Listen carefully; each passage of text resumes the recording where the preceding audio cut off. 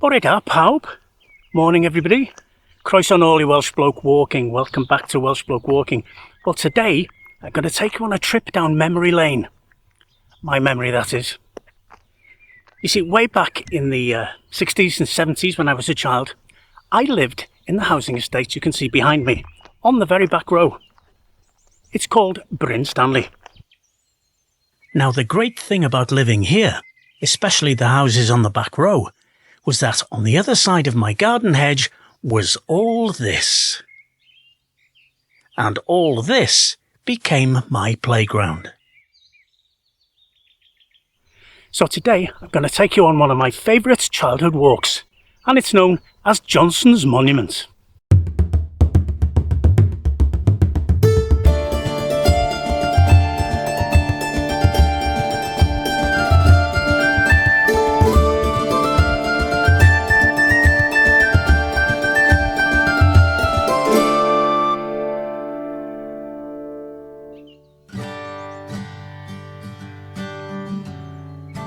First we need to cross a couple of fields and descend onto a small road.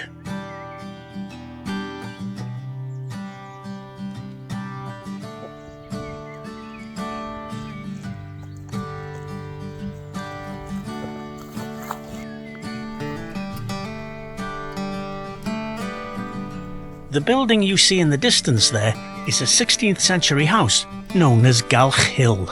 And this was the home of Sir Thomas Middleton, who, in 1630, became Lord Mayor of London. If you've ever heard the saying, "Ne'er cast a clout till May is out," well, it's not referring to the month, it's referring to this, May blossom.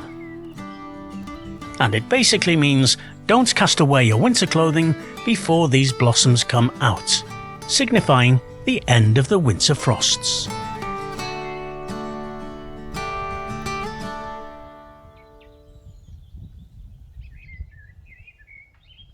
So, who was this Johnson that the monument was built for?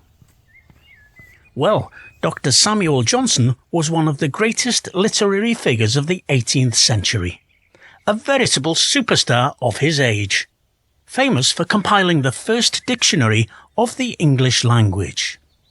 Whilst touring Wales, he stayed at a local grand house known as Gwaenynog, and the owner, a Mr. John Middleton, was so starstruck by his visit that he built a riverside memorial to commemorate it.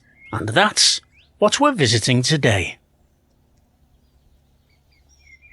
If you didn't already know where you were going, it would be very easy to miss the turn-off here.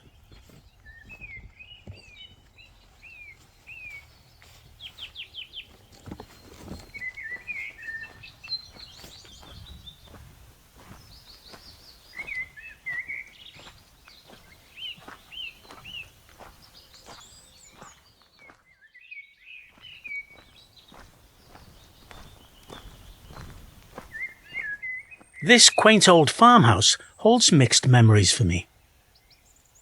I was out one day as a child collecting crab apples for jam making in a bucket. My bucket was half full, and on the top of the pile was one normal apple. And as I passed this place, a grown-up came out and asked me where I found the apple. I pointed back to a small tree at the side of the path. The man became incandescent with rage. That was his tree, his apple, and I was a dirty little thief, etc., etc., and he sent me away in tears. I was 10 years old. Ah well, perhaps he was having a bad day. Now this bridge is new to me. I don't recall it from my previous visits.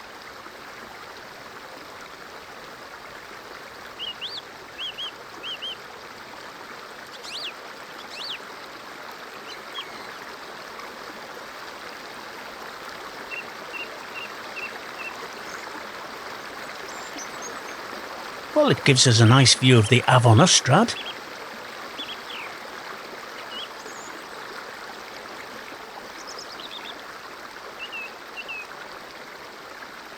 Where it actually leads to, I don't know, but it looks like there could be some great walks out there.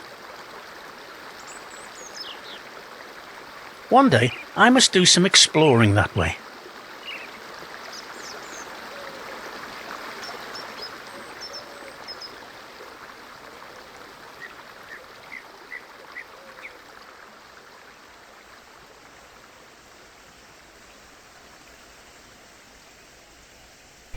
Well, if memory serves me correctly, we should soon be coming across the site of what used to be known as Dr. Johnson's cottage. Now, this was a cottage that Gwaenynog Hall had supplied for the use of Dr. Johnson on his riverside walks. But true to his curmudgeonly nature, he came down, took one look and then never used it, and stayed in the hall instead. I don't know what sort of state it'll be in these days, if it's there at all.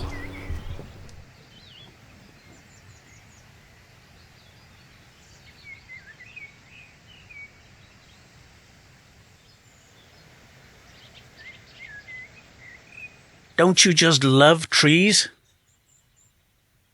Personally, I can't get enough of them.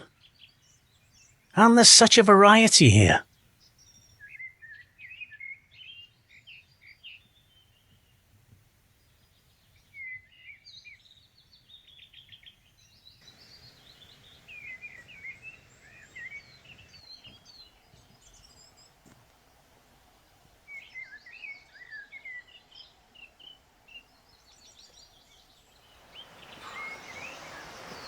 Now, this is where Dr. Johnson's cottage used to be. Can't really see much there at the moment. Should we take a closer look?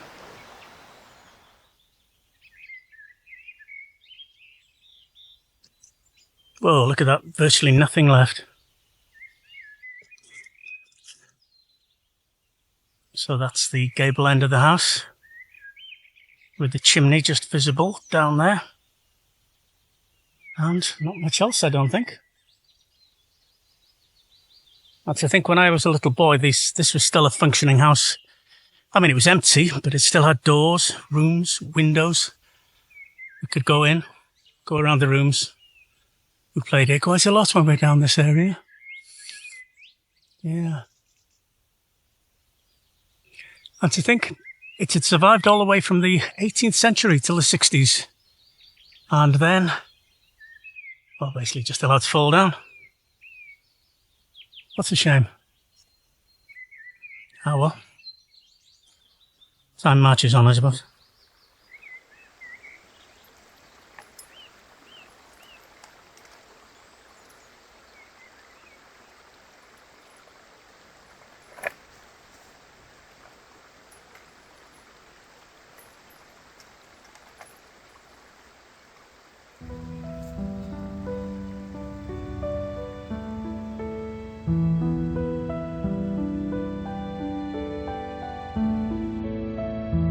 In the heart of Wales, with each turn ahead, whispers of the past. To the hills, with each step I take echoes of history unfold. My feet tread on the moors by stone walls and open doors. The heather sweet, the brooks in flow. To the hills, with every step I take, valleys to behold.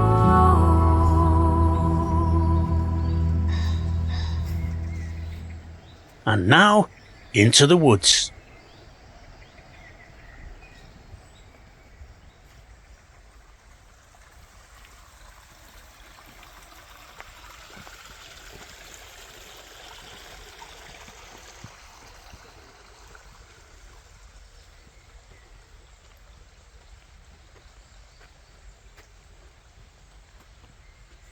And a little bit of a climb to the top field.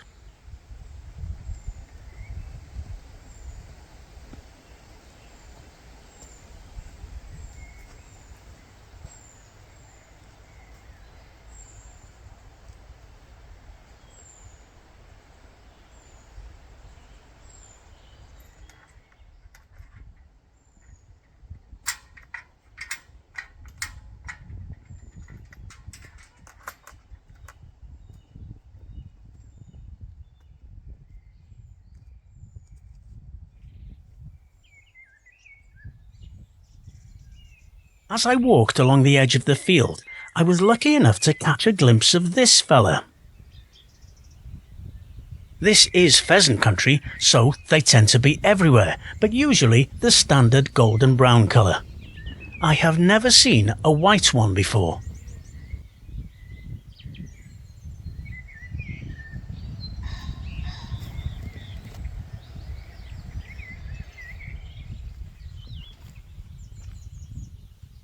Very handsome.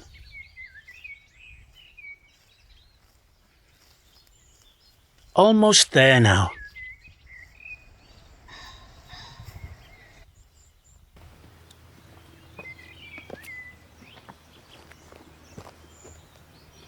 And there it is.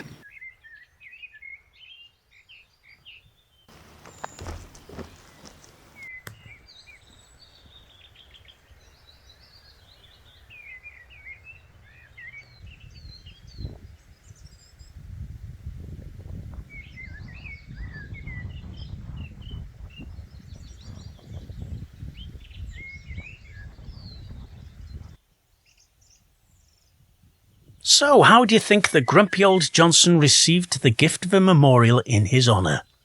With a hearty thank you, perhaps? Of course not. He wrote this to his friend Mrs. Thrale in 1777.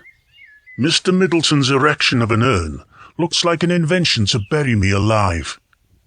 I would willingly see my friend, however benevolent and hospitable, quietly inured. Let him think for the present of some more acceptable memorial. Some people, eh?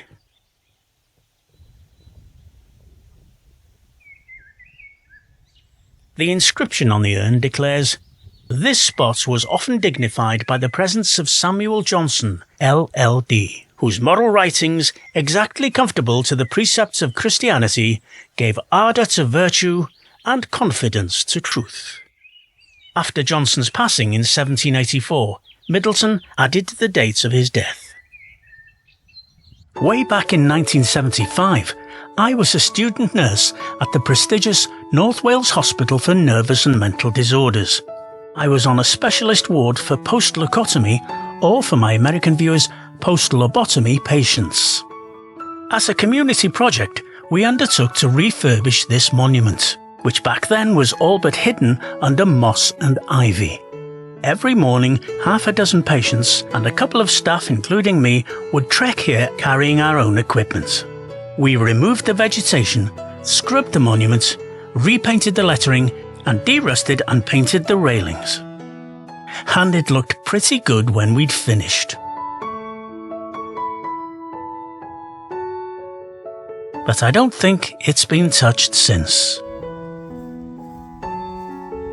And that's it. Thanks for joining me on the walk. If you enjoyed it, please comment, like and share. It really helps the algorithm.